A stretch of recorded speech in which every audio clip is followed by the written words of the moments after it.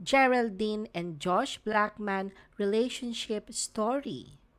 Nagkakilala sina Geraldine at Joshua Blackman sa pamamagitan ng eHarmony, isang Australian dating app noong 2014 o 2015. Pareho silang nasa larangan ng nursing. Si Geraldine ay isang working student noon sa Australia habang si Joshua naman ay isang lisensyadong nurse. Dahil sa kanilang common friends at magkatulad na propesyon, mabilis silang nagkapalagayan ng loob at ikinasal noong 2017.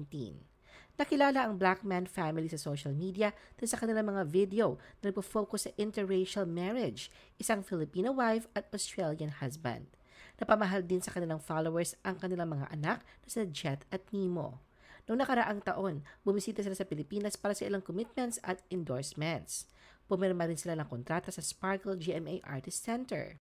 Ngunit itong February 21, 2025, emosyonal na inamin ni Geraldine sa isang Instagram video na hiwalay na sila ni Joshua matapos ang 7 taong pagsasama.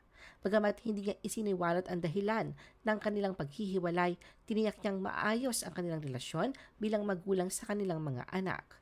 Maraming netizens ang nagulat at ang ilan ay umasa pang biro lamang ito.